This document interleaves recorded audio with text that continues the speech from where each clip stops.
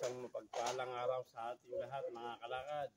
I-share ko lang po sa inyo ang aking na-discover na paninda na naman. Ito po yung tinatawag na pang-battery 12 volts.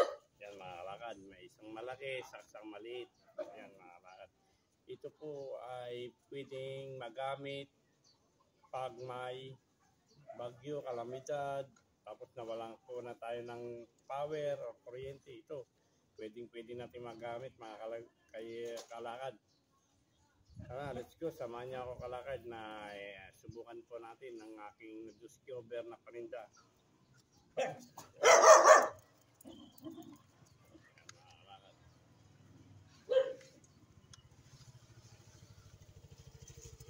Siya kalakad, fluorescent siya, LED po siya, LED. Hindi po siya nababasag. Meron na po siyang wire. Yan. Ang kaganda nito kalakad ay medyo mahaba-haba po yung kanyang wire. Yan. Mahaba po yung wire niya, mga 3 meters. Ito po yung mahaba mga kalakad.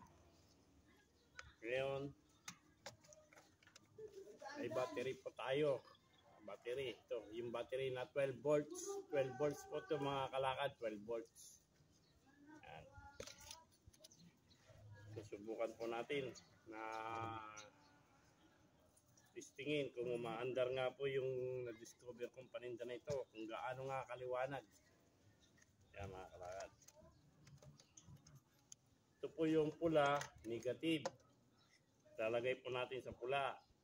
Ito naman yung kulay itim ay positive. Lalagay natin sa itim. Yan. Ganyan kaliwanag mga kalakad.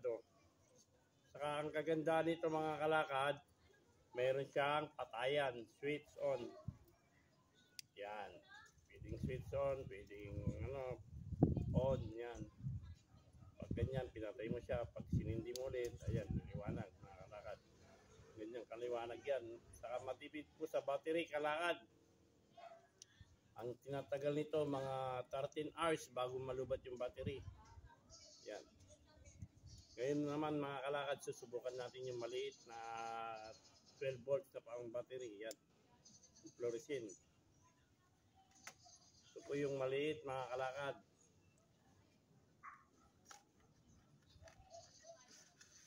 Yan. Mayroon siyang wire.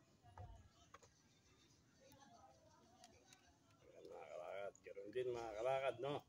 Pag yung pula, positive. Pag yung itim, negative. Yan.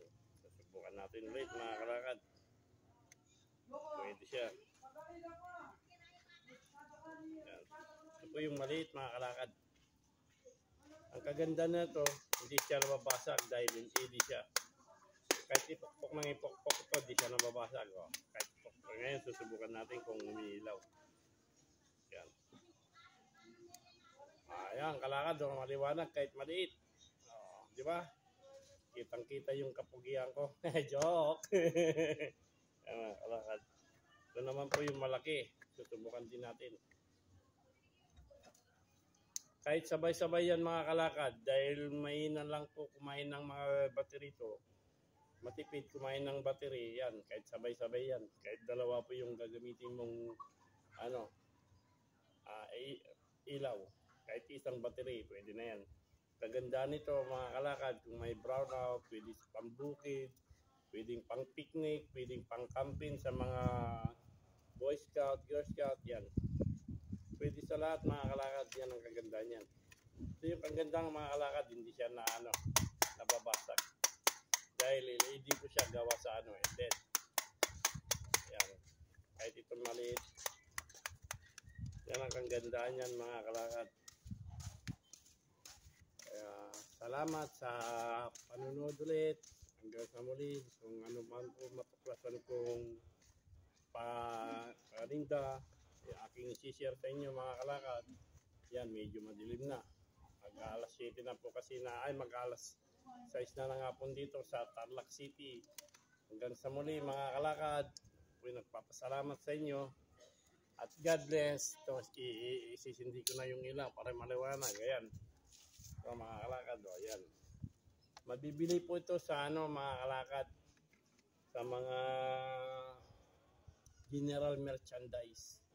Kung gusto niyo naman po bumili, i-PM nyo lang po ako sa aking YouTube channel na Boy Lakad Vlog, at saka sa aking Facebook page, Boy Lakad, at Idolski Pabor Magkala sa aking Facebook page at aking page. Yan mga kalakad.